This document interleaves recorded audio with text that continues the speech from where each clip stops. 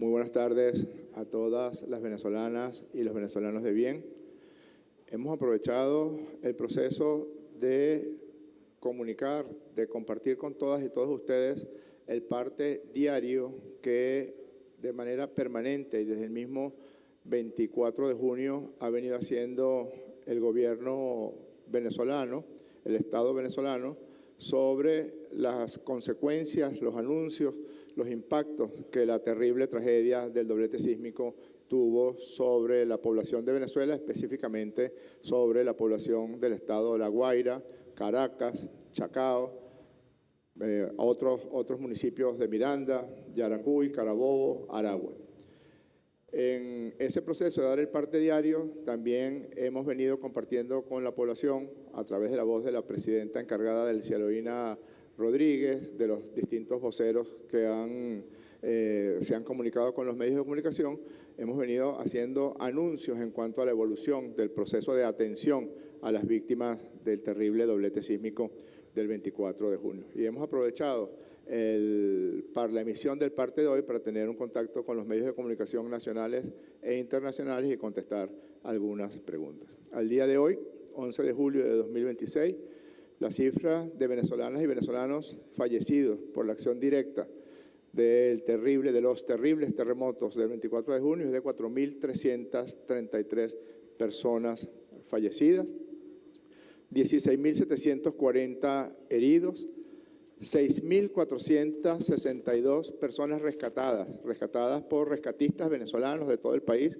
que el mismo 24 en la madrugada se vinieron en puente aéreo para atender a sus hermanas y hermanos que sufrían lo indecible por el derrumbamiento de edificaciones y de viviendas en la tarde del 24 de junio, por rescatistas internacionales que de manera presta vinieron de todo el mundo y fueron recibidos con los brazos abiertos por el pueblo venezolano y también por los rescates que se hicieron por parte de más de 29.000 voluntarios que se inscribieron debidamente para ordenar el trabajo de las voluntarias y de los voluntarios. Hemos atendido hasta ahora 86.794 familias. En este momento tenemos instalados 94 campamentos transitorios y luego quisiera conversar un poco más con ustedes acerca de las características de funcionamiento de esos campamentos transitorios e invitar a los medios de comunicación nacionales e internacionales si quieren visitar algunos de esos campamentos, los que ustedes quieran, para que tengan contacto directo con las personas que están allí en esos campamentos. Que al día de hoy pasan de 19.000, este número es del día de ayer, 18.437 personas ya están en campamentos debidamente habilitados, en unidades educativas. Hay unos campamentos más grandes que nosotros llamamos campamentos de triaje, porque son campamentos generalmente en estadios, con tiendas de campaña, y allí llegan las personas en primera instancia, pero lo ideal es que estén en una zona de mayor resguardo, como es el caso de las escuelas que han sido habilitadas como campamentos transitorios.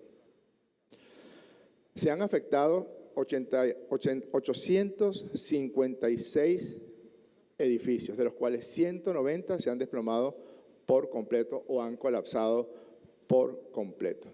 En los 13 hospitales que están activos para la atención de personas, una buena noticia es que al día de hoy, a esta hora, el 91% de los pacientes que fueron ingresados en alguno de los hospitales o de los hospitales internacionales o de nuestros hospitales que fueron ingresados están ya de alta, están fuera de peligro y el 91% ya han sido dados de alta.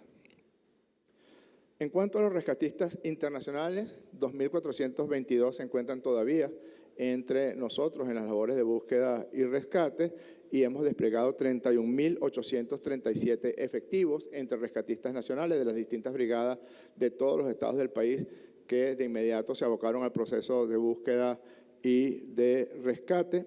También tenemos entre los efectivos desplegados la Fuerza Armada Nacional Bolivariana, que militarizó el estado de La Guaira de manera rápida en la misma madrugada del 24 de junio y eso generó que el trabajo, el proceso, que es contra el tiempo de rescate y el salvamento de vidas humanas pudiera transcurrir de forma ordenada. Policía Nacional Bolivariana, Defensa Civil, etc. Más de 30.000 voluntarios, 30.197 voluntarios se inscribieron en el poliedro y en las distintas áreas, el área de logística, el área de atención médica, el área de rescate, el área de transporte para personas y también transporte para materiales y transporte para alimentos. Fueron inscritos, ellos recibieron una felicitación uno por uno, por escrito por parte de la presidenta Rodríguez, y la intención que tenemos es que se incorporen a las siguientes etapas del proceso de reconstrucción de lo que se deterioró de manera impresionante con los sismos del 24 de junio. Que estos voluntarios que tan buen trabajo hicieron en todo este proceso, sobre todo en el estado de La Guaira, ahora se incorporen a todo el proceso que viene, que es el proceso de reparación de viviendas, de construcción de nuevas viviendas, de búsqueda de terrenos para la construcción de nuevas viviendas.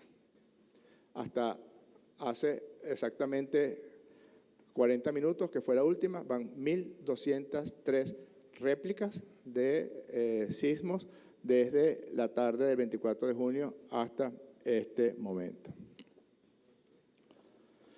Sobre los campamentos transitorios, tenemos 40 en Caracas, 28 en La Guaira, 26 en Miranda, para un total de 94 campamentos, con una capacidad de hasta 24.129 personas que pueden recibir un alojamiento digno allí. Hemos buscado la manera, utilizando las aulas de clases de los colegios, después que fueron acondicionados, pintados, después que se construyeron duchas en cada uno de los campamentos, habilitados los baños, habilitada una cocina nueva y un comedor para que las personas puedan estar una o dos familias por cada aula en camas dignas, que no sean esa imagen tan típica de los campamentos que son, o de los refugios, que son una cama al lado de la otra. No, estamos tratando de que una familia completa o dos familias que sean vecinos estén en la misma aula de clase. En este caso son cuando los campamentos son las aulas, y que puedan recibir una alimentación digna, balanceada. Tenemos a las madres cocineras de las escuelas colaborando de manera determinante, y tenemos un despliegue de seguridad, de salud. No solamente hay médicos 24 horas en cada uno de los campamentos, tenemos turnos de 8 horas de médicos las 24 horas, sino que también un grupo de especialistas, a quienes les agradecemos, de la Facultad de Medicina de la Universidad Central de Venezuela, han venido colaborando, sobre todo para la atención de casos un poco más complicados. Yo me encontré, por ejemplo, con una niña con un síndrome de Rett en uno de los campamentos, pacientes que tienen algún tipo de afección adicional como cáncer, insuficiencia renal, diabetes complicada, hipertensión no controlada. Bueno, estos especialistas acuden a atender a las personas. En el día de ayer, la presidenta Rodríguez hizo algunos anuncios importantes y quiero conversar con ustedes acerca de esos anuncios. Primero, el establecimiento de un registro único de viviendas para aquellos que sufrieron una afectación total de sus viviendas. En este momento, más de 17.000 personas se encuentran sin vivienda. Y esa cifra seguramente va a aumentar cuando termine el proceso de evaluación que está coordinando el ministro Francisco Garcés. Seguramente habrán algunas viviendas adicionales que tienen que ser catalogadas en el semáforo como rojas y que necesariamente van a requerir la necesidad de aportar viviendas para las personas que estén en esa condición. Para eso es el registro único, que ya empezó el día de hoy. ¿Cómo es ese registro? Vamos, en primer lugar, a los campamentos, a las personas que están en los campamentos establecidos en Caracas, La Guaira y Miranda, y también vamos con las personas que están en los alrededores de sus apartamentos dañados, esperando que la evaluación culmine. Le capturamos la huella, porque ese es otro elemento en el 100% de los campamentos establecidos. La huella dactilar es capturada de cada persona que ingresa al campamento para tener una base de datos, un registro de todas las personas que se encuentran allí, y además de ese registro de las personas que se encuentran allí, lo utilizamos para temas médicos, para temas logísticos, para temas, por ejemplo, laborales, a ver si es que la persona tenía un trabajo en La Guaira, cómo atendemos el cumplimiento de su trabajo, o comunicarnos con sus empleadores para decirle la condición en la que la persona se encuentra, para hacer el depósito de la bonificación especial que dispuso la presidenta Rodríguez para las personas afectadas. Nos hemos encontrado, por ejemplo, que algunas personas en los campamentos están en los campamentos y no recibieron la bonificación. Bueno, rápidamente eso se solventó. Para eso sirve la captura de la huella dactilar. Y entonces los vamos a utilizar para el registro para las viviendas nuevas, para saber cuántas viviendas nuevas se necesitan en el país para estas personas que sufrieron las consecuencias del terremoto, de los terremotos.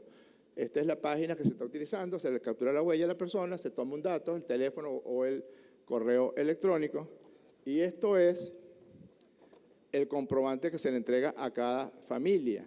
Fíjense que ese comprobante que se le queda a cada familia consta de un código QR. Pasa que algunas personas están en el campamento, pero podrían perfectamente irse a un campamento solidario, algún familiar, pero se quedan en el campamento porque tienen la preocupación del tema de la vivienda. Pues este QR es su vivienda, señora o señor. Es decir, este QR certifica que usted perdió la vivienda durante el proceso de los 2 terremotos, y si a usted le corresponde irse a un campamento solidario o quedarse en el campamento que tenemos nosotros, ese QR certifica que en el momento debido, indicado lo más rápido posible, usted recibirá su vivienda. Es importante también que se entienda que nosotros tenemos que apurarnos en resolver el tema de la vivienda de las personas que la perdieron de forma definitiva y en reparar las viviendas de aquellas que requieran ser reparadas. Y es por eso que incluso intencionalmente tenemos a las personas en escuelas. Las clases empiezan entre septiembre y octubre, es decir, que entre septiembre y octubre tienen que estar vaciadas las escuelas para que puedan empezar las clases de las niñas y los niños y los adolescentes. Para eso estamos aceleradamente trabajando en 2 cosas.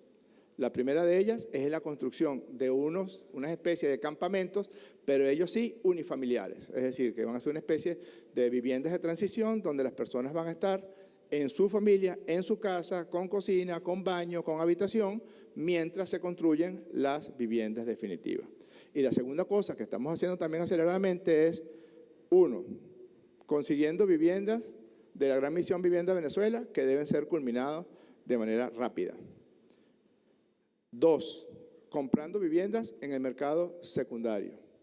Y 3, tenemos que trabajar en la Asamblea Nacional para hacer una reforma de las leyes, al menos de la ley de alquileres, para que las personas no sientan ningún tipo de temor de alquilar sus viviendas. Hay un número de hasta 200.000 viviendas en Venezuela que no están siendo alquiladas porque la gente, bueno, las resguarda porque en efecto es muy regresiva la ley con la que contamos. Tenemos que reformar la ley para que la gente se sienta más segura en el momento de alquilar viviendas.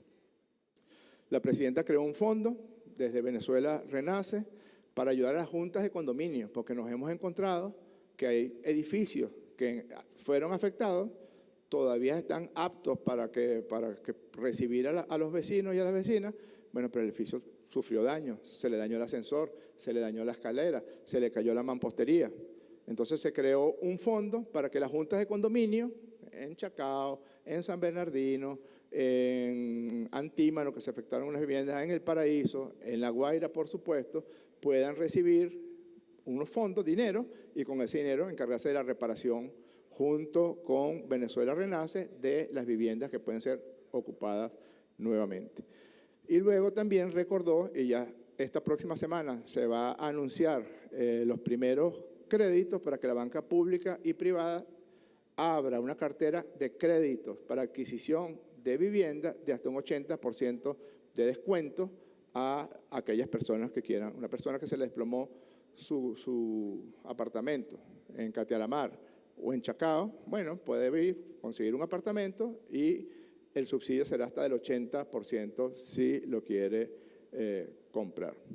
Hay un elemento importante también, además de culminar las viviendas de la Gran Misión Vivienda Venezuela, de buscar modificar la ley de alquileres, de hacer una cartera de crédito con 80% de descuento, de reformar las leyes para que se pueda iniciar el mercado de alquileres.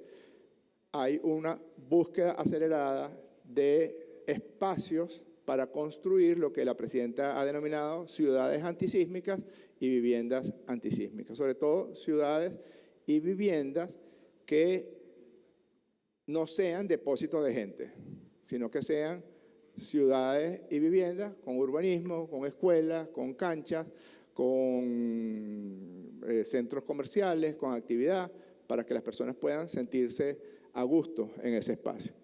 Hemos hecho un sobrevuelo. Hemos hecho un sobrevuelo de la zona, sobre todo de La Guaira, y fíjense, afortunadamente hemos encontrado más de 40 terrenos. Esta es la zona de Catialamar. Esta es la zona de La Guaira y centro de La Guaira, del llamado casco histórico de La Guaira.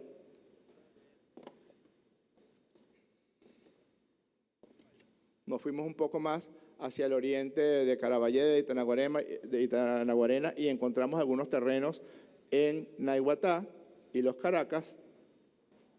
Y también tenemos un gran espacio hacia la zona de la Sabana. Entre Osma y Chuspa hay una gran extensión de terreno que podría servir para un plan maestro, porque esa es la orden que ha dado la presidenta Rodríguez, crear un plan maestro para todo el estado La Guaira. Si ustedes notan un poco, hemos buscado terrenos, por ejemplo, que no estén tan cerca de la zona de costa, que es la zona que tiene los peores terrenos, sino que por lo general sean terrenos o planos o terrenos que estén al pie de la montaña en unas especies de mesetas o valles que pueden ser aplanados para la construcción de viviendas. Son 40 terrenos y suman 584.000 metros cuadrados que nos van a permitir la construcción de nuevas viviendas, no solamente en otras partes del país, sino también en el estado de La Guaira. No sabemos cuántas viviendas se pueden construir porque en este momento se están haciendo todos los estudios geológicos, de suelo y de capacidad que tienen esos terrenos para recibir las viviendas. Lo que sí es seguro es que serán viviendas y edificios de bajo nivel de pisos cada uno, en el caso concreto del estado La Guaira. Disculpen lo largo, con mucho gusto contestaré algunas preguntas. Por la agencia Reuters, Vivian Sequera. ¿Cómo está? Buenas tardes. Hola, ¿cómo está, Vivian? Todo bien. Si por favor nos puede decir un dato que solía usted dar, que es el número de desaparecidos, por favor. Luego, ya estamos en la fase 2, ya se cerró la fase 1 de búsqueda y rescate, o ya pasamos a la 2. Y lo tercero, ¿cómo están lidiando con este tema de parientes que han identificado en fotos en la morgue en La Guaira a su ser querido, pero luego no le entregan el cadáver o no consiguen el cadáver? Si nos pudiera decir si están trabajando en eso. Gracias. Sí. Mire, Vivian, mientras haya vida, hay esperanza. Todavía tenemos 1 a 2, porque uno está dudoso, sitios activos de búsqueda de vida. En muchos equipos que han traído los rescatistas internacionales son equipos que permiten detectar la presencia o de latido cardíaco o de calor que establezca hay una vida ahí, o de un ser humano o de una mascota que haya quedado tapiada. Pero eso ha venido también con el proceso de remoción de escombros. Y parte de lo que de las olas de barros que se han venido instalando, y luego les quiero hablar un poquito de eso, desde el primer día, es que se está haciendo de manera lenta el proceso de remoción de escombros. En esta etapa tiene que ser de manera lenta, porque si se hace de manera abrupta y se meten máquinas de gran calado y se mueven grandes cantidades, no sabemos si podemos llevarnos una vida humana en ese proceso. Y por otra parte, también los familiares quieren rescatar los cuerpos de las personas que fallecieron, los cuerpos de sus familiares que fallecieron, porque el duelo también pasa por allí. El duelo también pasa por reconocer a la persona, al ser querido que falleció, y luego proceder a su inhumación. Mucho se ha dicho sobre la cifra de desaparecidos que nosotros estamos ocultando. Si tú te das cuenta, desde el primer día, desde el día 25 de junio, personalmente me presenté ante ustedes y dimos la cifra de personas que fallecieron, es decir, personas que tenemos la certificación de que, en efecto, lamentablemente perdió la vida durante los 2 terremotos. Nosotros no podemos manejarnos en base a especulaciones, sino que nos tenemos que manejar en base a la realidad. Y pásame mi teléfono, que en mi teléfono tengo exactamente la cifra de personas que no se han identificado en el caso de que, habiendo fallecido, no han sido identificadas. Ya te la voy a decir, perdóname. Perdóname que no hice una lámina de esa, pero pensaba que no me iban a preguntar sobre eso.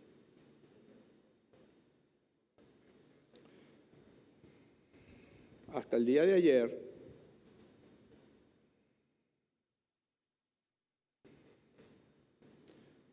sin identificar 315 personas que no se pudo identificar porque, bueno, ni fue reconocido, ni al capturarle la huella dactilar, en caso de que se pudiera capturar la huella dactilar, pudimos asociarlo a una identificación en el SAIME. Eso es el 7% del total de personas fallecidas. Pero aquellas personas que no han sido identificadas, porque eso es otra de las matrices. Me voy a permitir un comentario personal, Vivian. Te pido disculpas por salirme del elemento objetivo. En mis reflexiones y oraciones de estos días, que son días necesariamente de trabajo, pero de profunda oración también, yo le deseo a los países hermanos del mundo dos cosas. Uno, que no sufran una catástrofe natural de la magnitud que sufrimos nosotros el 24 de junio. Es inconmensurable lo que ese día pasó en esos escasos 90 minutos. Y dos, que no los ataque la maledicencia, las falsedades, las tergiversaciones, las mentiras, porque eso cuesta vidas humanas. Eso puede haber significado que personas murieron por las mentiras o las falsedades o los bulos. Eso puede haber significado que una persona que empezaba a vivir su duelo, como lo estamos viviendo todos, ese duelo se le complique y se le convierte en un episodio depresivo mayor, o se le convierte en un trastorno del estrés postraumático, o se le convierte en un trastorno por ansiedad generalizada, que son enfermedades graves que requieren tratamiento ya de mayor intensidad. ¿De qué le sirve para la angustia de la gente que el 25 al mediodía saltaran diciendo que vendría un tsunami? ¿De qué le sirve? ¿A quién le sirve eso? Eso no es criminal, eso no es criminoso. Yo no sé si algunos de ustedes estaban por allí, pero la gente abandonó el proceso de rescate de sus familiares y se fueron a las montañas pensando que el tsunami venía. ¿A quién le sirve eso? ¿Para qué haces eso? O los que dijeron, influencers desde Miami, desde Madrid, desde Bogotá, bajen todos a La Guaira con pacas, con picos, con palas. El gobierno no está haciendo nada, bajen ustedes. ¿Sabes para qué, Vivian? Para congestionar la zona de rescate. Y tengo el testimonio de un rescatista de la Cruz Roja que me dijo que lo que tardaba 3 horas 20 minutos en recorrer el 25 de junio, el 26 de junio lo recorrió en 15 minutos. Eso se cuenta, esos minutos se cuentan en vidas humanas. Pero lo dijeron, ahí están las pruebas. Después de lo de los niños desaparecidos, ¿usted sabe cuánto tiempo invertimos nosotros buscando el tema de los niños desaparecidos, el tema de la trata de personas,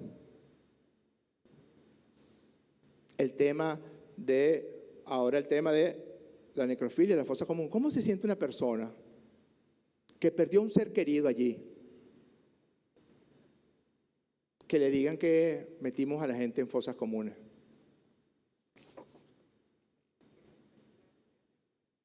Cementerio de la Esperanza, en La Guaira. Estos son las personas que no pudimos identificar y por tanto no hemos podido entregárselo a los familiares. A cada una de estas personas se le tomó una impresión fotográfica de su dentadura.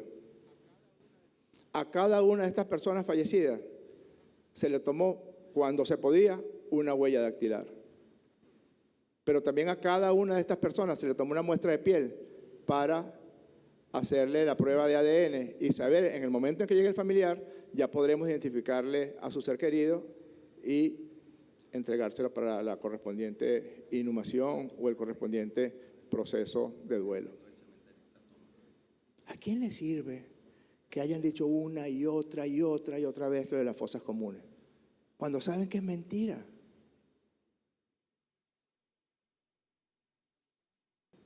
¿Cuál será la próxima que inventarán? No lo sé. Ojalá que ningún otro país viva una catástrofe con el impacto que ha tenido esta para nosotros. Pero ojalá que si lamentable, desafortunadamente, terriblemente la llega a vivir, que no se derrame el odio sobre ellos, que no se derrame los cálculos. Hemos dicho una y otra vez, este no es el momento para la política. No es el momento para la política. Es verdad que muchos políticos en Venezuela y en el exterior, siendo de oposición, han arrimado el hombro para ayudar. Han expresado su voz amiga, han hecho propuestas, han aportado, se han ido para La Guaira. Eso es verdad. Pero también es verdad que hay quienes viven de cálculos macabros. Siguiente pregunta, Paola Dragni.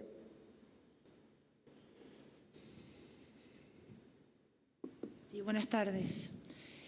Bueno, son dos preguntas en realidad. En relación a lo que usted estaba comentando justamente sobre a quién le sirve esta manipulación mediática, particularmente hemos ido verificando ayer, antes de ayer, videos que han salido sobre rescates que incluso han estado en portadas de diarios internacionales.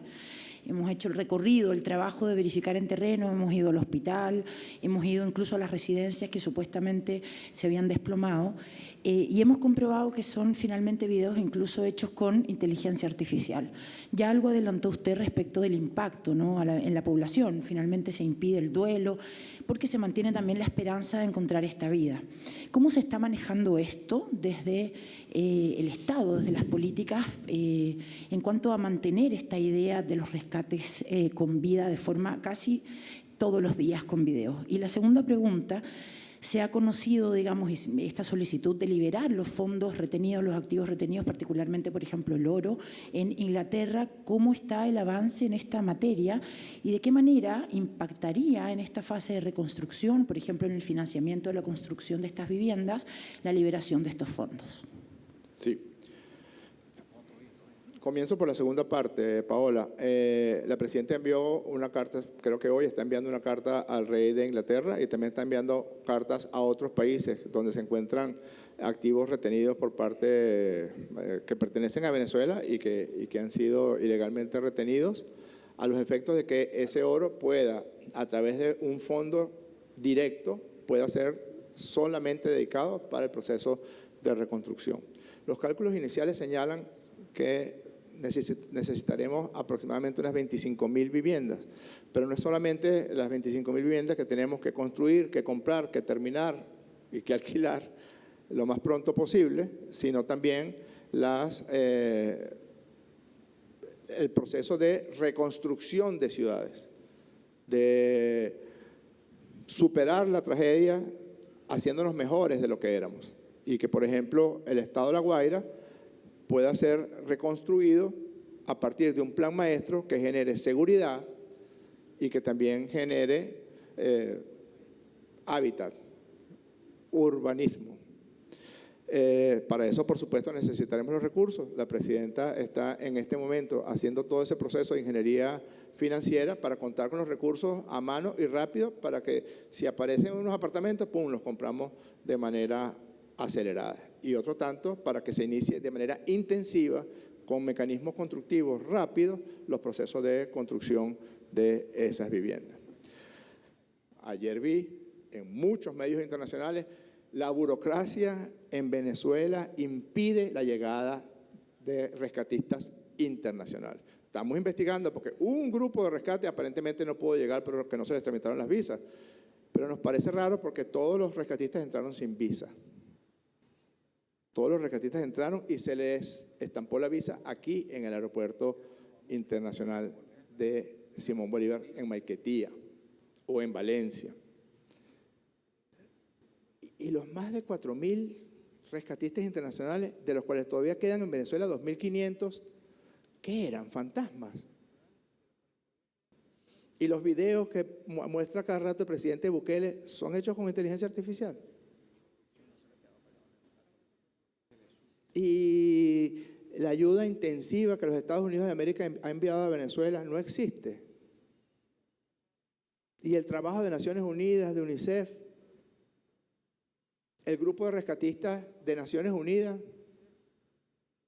que llegó en la mañana del 25 porque estaban en Colombia. Claro, todos tenemos que investigarlo. Pero ojalá, claro que ustedes pueden escudarse en el tema de la objetividad.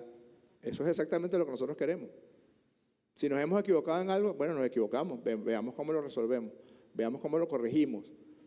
Pero sin mentiras. Por CNN, Mari Mena.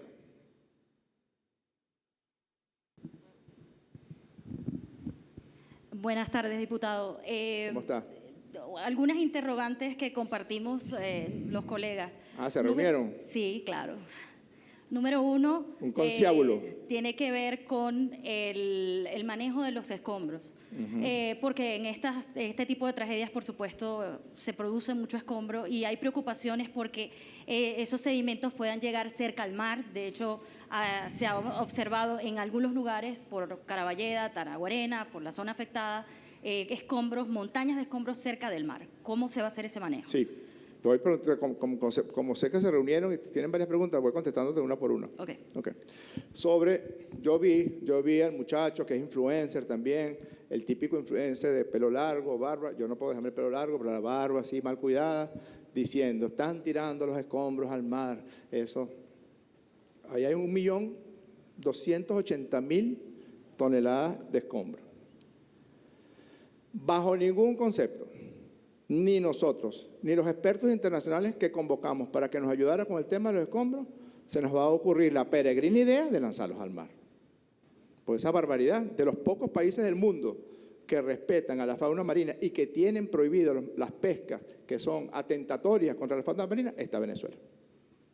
Muy por el contrario, lo que estamos procurando es mecanismos para ver cómo algunos de esos escombros pueden ser reutilizados. Hay muchísimas tecnologías que permiten separar las distintas partes de los escombros para que se puedan reutilizar, que pueden ser útiles, por ejemplo, para ampliar la pista del Aeropuerto Internacional Simón Bolívar de Maiquetía. Lo que sí es completamente seguro es que eso no se va a lanzar al mar.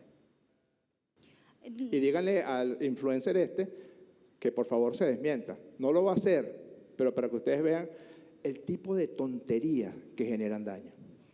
Ya usted ha adelantado un poco el tema de las viviendas. Y ayer se hablaba desde la presidencia encargada de un plan agresivo. Ese fue el término que se utilizó. ¿Tienen alguna estimación de cuándo podríamos ver esas primeras viviendas? ¿Unos 3 meses, unos 6 meses o incluso antes? La próxima semana la presidenta Rodríguez va a entregar las primeras 200 viviendas.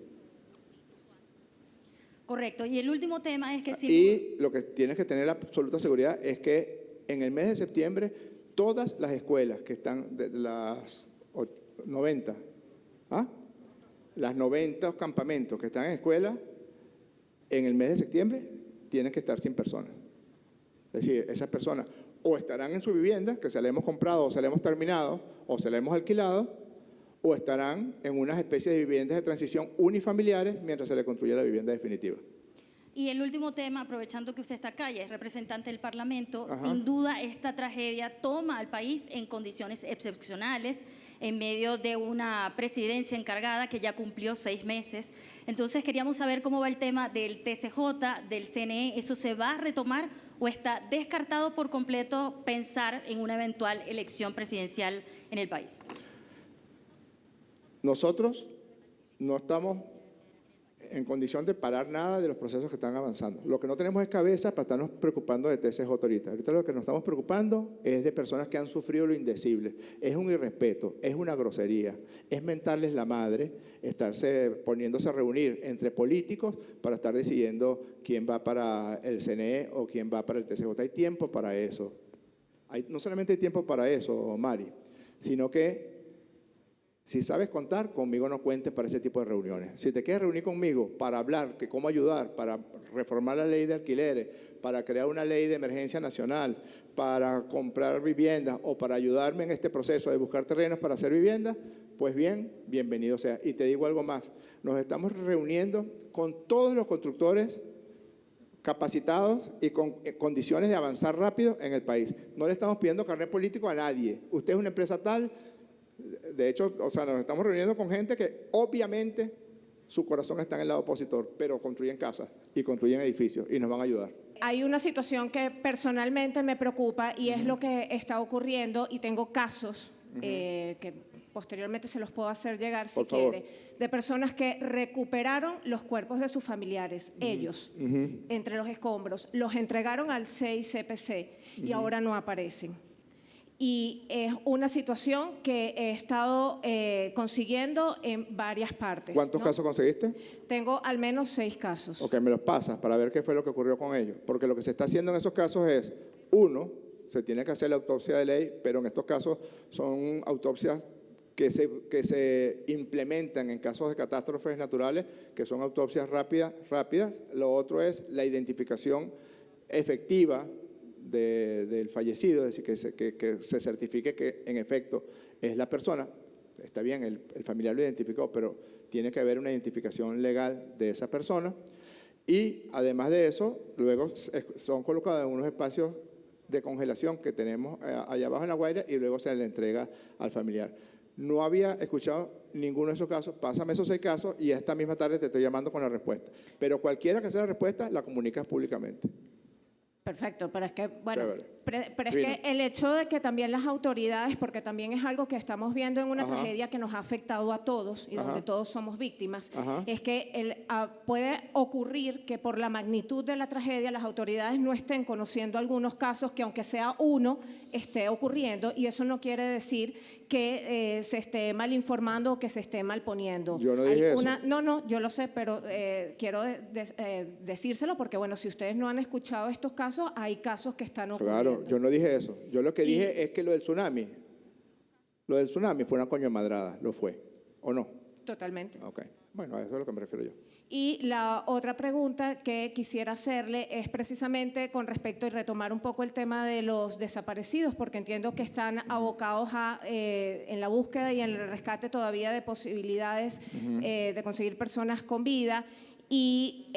Pero el gobierno tiene dispuesta alguna forma de censo o de que un familiar que no consigue a su ser querido, ya sea en una morgue o en un hospital o en un refugio, pueda anotarse para precisamente levantar una especie de data de personas que no aparecen durante todos estos días? Me acaba de decir Edgar que el CENAME, que es la institución del país encargada del tema de medicina forense, está evaluando el caso que tú me acabas de mencionar. En los próximos minutos te comentamos las resultas de eso. En cuanto a los desaparecidos, nosotros lo que estamos haciendo ahorita es cruzando todas las bases de datos de hospitales, base de datos de fallecidos, base de datos de reportados por familiares, porque los están reportando a través del sistema Patria, los pueden reportar a través del sistema Patria. Sí, a través del sistema Patria, que es el sistema que más comparten los venezolanos a nivel de bases de datos y a nivel de sistemas de comunicación con el Estado y con el gobierno, se pueden registrar para certificar la presencia de algún familiar desaparecido. Esa es la única vía entonces que tienen las personas para poder informarle a las autoridades que no consiguen a sus familiares, que es una pregunta que también nos hacen en los recorridos en La Guaira, ¿dónde pueden ir para pedir que los ayuden? Esa es la que tenemos. Evaluaremos en los próximos minutos si es necesario otro tipo de mecanismo y lo implementaremos. Y me voy a robar por la última pregunta, tiene que ver con el comunicado que sacó el gobierno el día de hoy con respecto a unas declaraciones del presidente electo Abelardo de la Espriella con relación a la reconstrucción o a enviar ayuda para la reconstrucción de viviendas. El comunicado señalaba que el gobierno… No dijo eso. No. Él no dijo enviar ayuda para la construcción de viviendas. Tú ves cómo se tergiversa la verdad. Él dijo que él se iba a encargar de la reconstrucción en Venezuela y le dio la orden al Cuerpo de Ingenieros del Ejército que se encargaran de elaborar un plan y se metieran a arreglar las cosas. Eso fue lo que él dijo textualmente. No fue que él dijo que iba a ayudar. Ayudar es una cosa y decir barbaridad es otra cosa. Eso es una barbaridad. Imagínate tú que yo diga, el ejército venezolano se va a meter en Colombia para acabar por completo con los cultivos de hoja de coca. ¿Qué diría de la Espriella? Gracias.